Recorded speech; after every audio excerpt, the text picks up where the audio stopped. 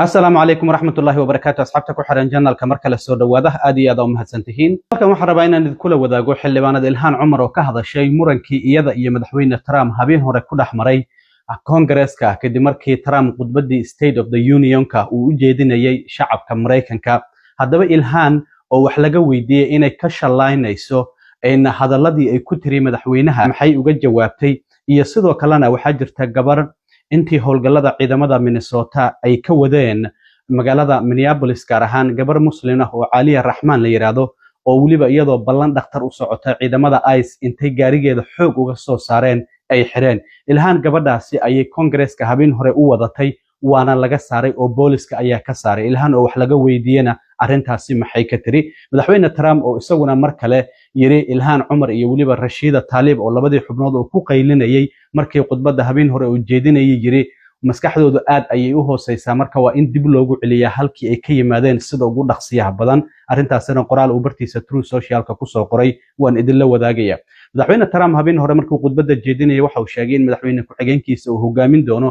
dagaalka lagu jiro musuqmaasuqa isla shalay shir jaraa'id ayuu qabtay madaxweyne ku-xigeenka waxana uu sheegay in lacagihii Medicaid-ka oo dawladda federaalka ay siin jirtay gobolka Minnesota laga jaray arrintaasi maxsiday u saameynaysa gudoomiyaha gobolka Minnesota Tim Walz oo isla maantaba ka jawaabay xilli uu soo bandhigayay sharciyo baarlamaanka loo gudbinayo oo musuqmaasuqa lagu la dagaalamayo baarlamaankana way isku khilaafsan yihiin Republicaanka iyo Dimuqraadiyiinta kuwa gobolka Minnesota qaabka musuqmaasuqa sharciyada loola dagaalamayo mid waliba sharciyo gooni ah ayuu wata arrintaasina waan idin la wadaagaya habeen hore waxaan ognahay markii madaxweyne Trump khudbadda State of the Union-ka uu ka jeedinayay Congress-ka oo midaysan isla markaana uu la hadlayay shacabka Mareykanka waxa si toos ah ugu qaylinayay oo hadaladiisa ka soo dhaxgalayay xildhibaanada Ilhaan Umar oo gobolka Minnesota laga soo doorto iyo Rashida Tlaib oo iyaduna laga soo doorto gobolka Michigan asalahaanna waalidiinteed ay Falastiin ay ka soo jeedaan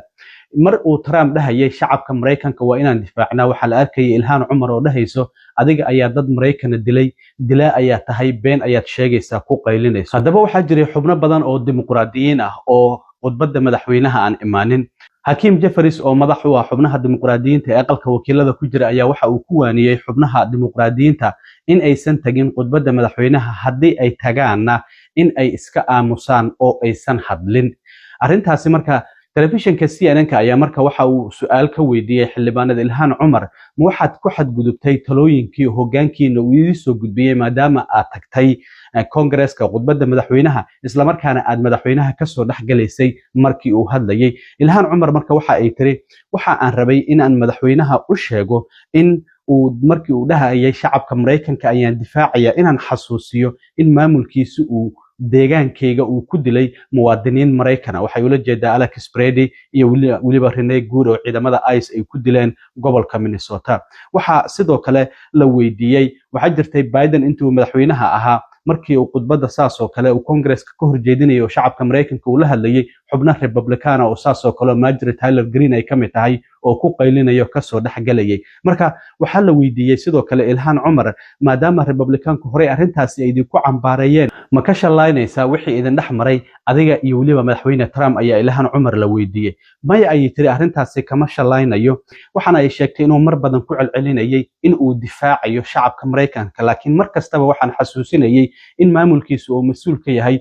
dilka labadaas qofood oo lagu dilay magaalada Minneapolis waliba deegaanka aniga la iga soo doorto oo dad dariskeena ahaa sidaas darteed waxa ay tiri muhiimadda ay leedahay in shacabka Mareykanka la difaaco ayaan madaxweynaha xasuusinayay sidoo kale waxa la yiri ma waxa wanaagsaneed inaadan tagin goobtaasi gabi ahaanba khudbadda madaxweynuhu uu ka jeedinayo Congress-ka amaba inaad iska aamusto marka waxay tiri anigu waxaan doonayaa dadka deegaanka la iga soo doorto inay halkaas iga arkaan isla markaana ay maqlaan waxana ay xaqiijisay sidoo kale inaysan marnaba ka shalaanaynin waxyaabihii Trump ay ku tiri intii khudbadda uu jeedinayay sidoo kale gabadhii martida u ahayd oo ay waday oo Caliya Raxmaan oo gabar 43 jir isla markaana iyadoo ballan dhakhtar u socota 12 bishii January ciidamada ICE intay daaqada gaarigeeda ku jabiyeen xoog uga soo saareen waliba waa gabar baahiyaha gaar ah qabta oo curyaana ay Ilhaan Umar marti ahaan halkaas u geysay marka gabadhaas ciidamada booliska ee caasimadda oo Congress-ka ilaaliya ayaa ka saaray Congress-ka Ilhaan Umar ayaa arrintaasi wax laga weydiiyay waxay tiri ha arrintaasi waa ay jirtaa gabadhaasi marti ahaan ayaan u waday waxana ay sheegtay gabadhaasi in ay ciidamada in Congress-ka ilaaliya gaar ahaan xarunta Congress-ka ay wadeen isla markaana ay xireen waxaana ay xaqiijisay in waliba garbaheeda dhaawacyadii markii ciidamada ICE ay xirayeen ka soo gaaray wali ay qabtay isbitaal ayaa la geeyay waana la soo daayay haddana waa nabad qabta ayay Ilhaan Cumar ay tiri haddaba Ilhaan Cumar oo arrimahaasi ka hadlaysay dhinaca kale madaxweyne Trump ayaa bartiisa Truth Social isaguna ku soo qoray in labada xubnood ay ku qaylinayeen markii khudbadda habeen hore uu jeedinayay Ilhaan Cumar iyo waliba Rashida Tlaib oo waalidiinteeda asal ahaan Falastiin ay ka soo jeedaan inay yihiin dad maskaxdoodu aad u hooseyso waxana uu sheegay inay yihiin dad xanuunsan isla markaana sidoo kale waalan waxa uu yiri waa in si degdeg ah loogu celiyo halkii ay ka yimaadeen walow aan ognahay waliba Rashida Tlaib inay ku dhalatay wadankan Mareykanka gobolka Michigan gaar ahaan Dearborn ayaa laga soo doortaa marka Trumpna waxa uu yiri dadkan waa in halkii ay ka yimaadeen aan dib ugu celinaa qoraalkan ayuu bartiisa Truth Social uu ku soo qoray dhinaca kale madaxweyne Trump habeen hore khudbadiisa waxa uu sheegay in uu ku dhawaaqay madaxweyne ku-xigeenkiisa JD Vance inuu hogaamin doono dagaalka lagula jiro musuqmaasuqa isla shalayba waxa shir jaraa'id qabtay madaxweyne ku-xigeenka JD Vance iyo sidoo kalena ninka madaxda ka ah Medicare iyo waliba Medicaid oo Dr. Mehmet Oz la yiraahdo waxaana uu sheegay in madaxweyne ku-xigeenka in uu ku dhawaaqayo in si ku meel gaar ah loo joojinayo lacag ilaa iyo 500 milyan oo dollar ka badan oo dhinaca Medicaid-ka oo dowladda federaalka ay siin jirtay gobolka Minnesota waxa uu yiri lacagtaasi waan joojinaynaa ilaa iyo gobolka Minnesota uu ka soo baxo waajibaadkiisa la xiriira la dagaalanka musuqmaasuqa waxa uu sheegay adeeg bixiyaasha horey gobolku lacagihii waa uu u siiyay oo dadka adeeg bixiyaasha lacagtaasi way haystaan laakiin waxa dowladda federaalka ay joojinaysaa lacagihii gobolka Minnesota ay siin jireen ilaa iyo gobolka Minnesota uu ka cadeeyo halka uu ka joogo la dagaalanka musuqmaasuqa haddaba waa kan madaxweyne ku-xigeenka JD Vance oo arrimahaasi ka hadlay dhinaca kale baarlamaanka gobolka Minnesota ayaa waxay ka doodayaan sharciyo kala duwan oo qaabkii musuqmaasuqa lagula dagaalami lahaa dhinaca dimuqraadiyiinta waxyaabaha ay soo jeediyeen waxa ka mid ah sharciyada ay doonayaan in lagula dagaalamo in la badiyo in la booqdo hay'adaha adeegga siiya dadka loo adeegayo oo markastaba booqasho lagu sameeyo sidoo kale background check in lagu sameeyo hay'adaha adeeg bixiyaasha oo iyagu dadka doonaya adeegaasi inay siiyaan iyo in la casriyeeyo kombiyuutarada